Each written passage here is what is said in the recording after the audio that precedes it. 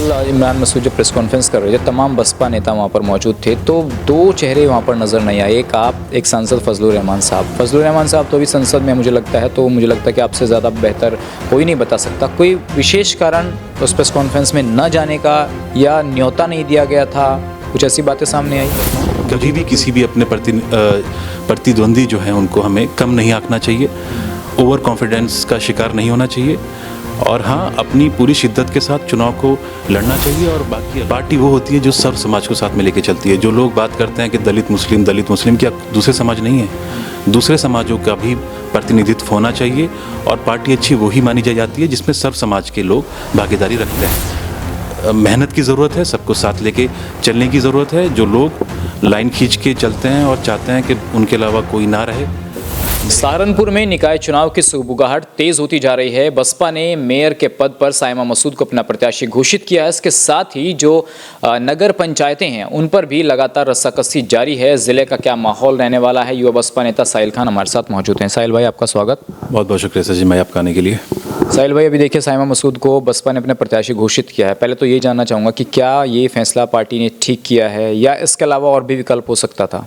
देखिए, बहन जी हमारी नेता हैं और इमरान मसूद साहब हमारी पार्टी में आए हैं। उनका स्वागत है, पार्टी में आए हैं और बहन जी ने उनके ऊपर बहुत विश्वास भी जताया है। और जो बहन जी हमारी पार्टी में एक ही नेता हम मानते हैं वो बहन जी हैं और बहन जी का जो निर्णय है वो सर्वमान्य है। वो जिसको भी टिकट देंगे हम उनको मजबूती के साथ चुनाव लड़ाया जाएगा उनको। आपको नहीं लगता कि कोई और भी प्रत्याशी हो सकती थी या एक फिट प्रत्याशी है? कुछ समीकरण तो इमरान मसूद ने बनाया होगा अपनी वाइफ को चुनाव लड़वाने का, या आपको लगता है कि नहीं, पार्टी के अंदर और भी महिलाएं हो सकती थी जिनको मौका दिया जा सकता था, या बिल्कुल सही है? देखिए, ये मैं दोबारा से यही बात बोलूँगा आपसे सचिन भाई, बहन जी ने ये निर्णय लिया है और बहन जी ने सोच समझ के ही निर्णय लिया होगा। अब देखते हैं वक्त आने पे क्या रहता है, किस हिसाब से इमरान मसूद साहब सबको साथ लेके चलते हैं या नहीं चलते हैं, वो उनके ऊपर है। लेकिन हमारी पूरी कोशिश रही कि बहुजन समाज पार्टी को मजबूती के साथ यहाँ पर जितने भी कैंडिडेट हैं मेरी नकुड़ विधानसभा में भी और जहाँ से मैंने चुनाव भी लड़ाया और पूरे ज़िले के अंदर जहाँ जहाँ हमारे प्रत्याशी खड़े होंगे हम उनको मजबूती के साथ चुनाव लड़ाने का काम करेंगे। देखिए, कल इमरान मसूद जब प्रेस कॉन्फ्रेंस कर रहे थे, तमाम बसपा नेता वहाँ पर मौजूद थे, तो दो चेहरे वहाँ पर नज़र नहीं आए। एक आप, एक सांसद फजलुर रहमान साहब। फजलुर रहमान साहब तो अभी संसद में मुझे लगता है, तो मुझे लगता है कि आपसे ज़्यादा बेहतर कोई नहीं बता सकता। कोई विशेष कारण उस प्रेस कॉन्फ्रेंस में न जाने का या न्योता नहीं दिया गया था, कुछ ऐसी बातें सामने आई? मुझे तो कोई इत्तला नहीं थी प्रेस कॉन्फ्रेंस की। मैं बताऊं आपको, मुझे तो कल ही पता चला कि प्रेस कॉन्फ्रेंस है। जब प्रेस कॉन्फ्रेंस हो रही थी तब मुझे मालूम हुआ और मैं ज़्यादा दूर भी नहीं था, मैं पास ही था। तो अगर पता चलता मुझे बुलाते तो मैं ज़रूर उसमें शामिल होता। सांसद जी को लेकर देखिए सवाल पूछा गया था कि सांसद जी नहीं है तो उनका प्रतिनिधित्व कम से वहाँ पर होना चाहिए था, लेकिन उनको भी नहीं बुलाया गया। और देखिए, जब से इमरान मसूद बसपा में आए हैं तब से सांसद जी के साथ कोऑर्डिनेशन ना आपका बन पा रहा है ना सांसद फजलुर रहमान का। तो इसमें क्या एक गुटबाजी है या इमरान मसूद के खेमे में जाना नहीं चाहते साहिल खान? देखिए, ऐसी बात नहीं है। वो तो ये वाले सवाल मैं तो समझता हूँ कि आपको उनसे ही पूछना चाहिए।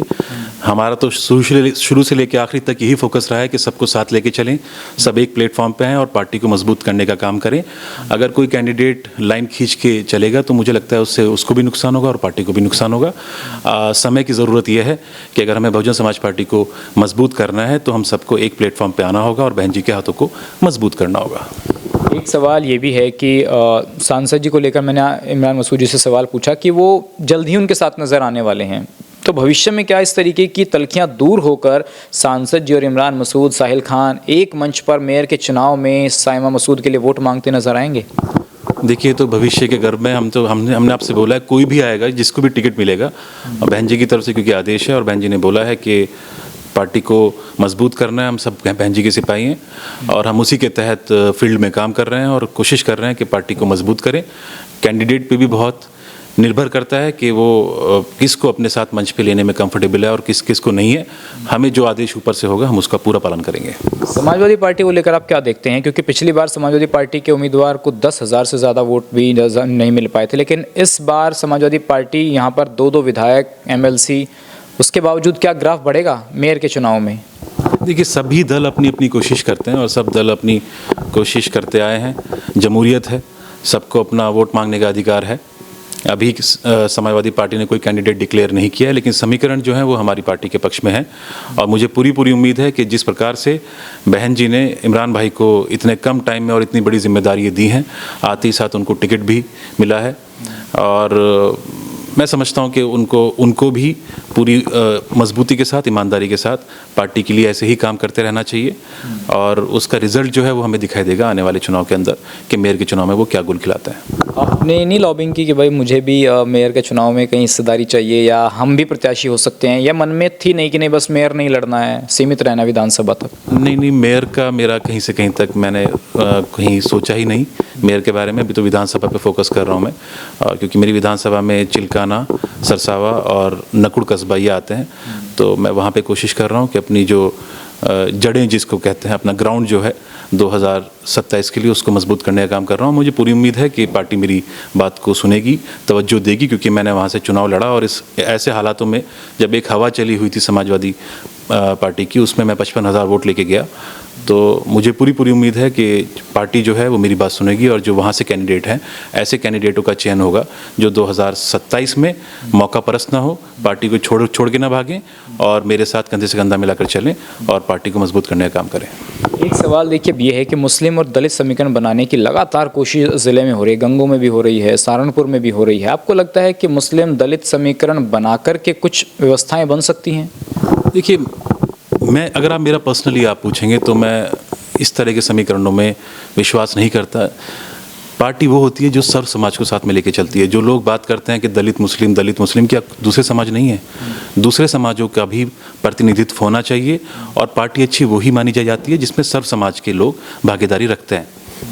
मैं समझता हूं कि हमारी जो नेता हैं बहन कुमारी मायावती जी, वो सर्व समाज को ही साथ लेके चली हैं।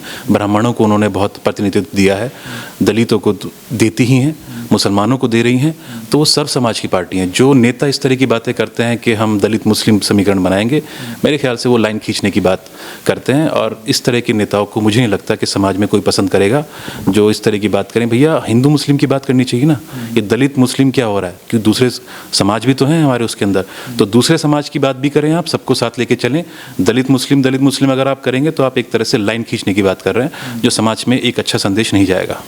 चलिए, मेरे अंतिम सवाल ये है कि इमरान मसूद कह रहे हैं कि हमारा मुकाबला सीधा भाजपा से है, समाजवादी पार्टी तो बहुत पीछे रह जाएगी। आपको लगता है कि मुकाबला वाकई में भाजपा से है या समाजवादी पार्टी अपने हिसाब से अच्छा परफॉर्म कर सकती है?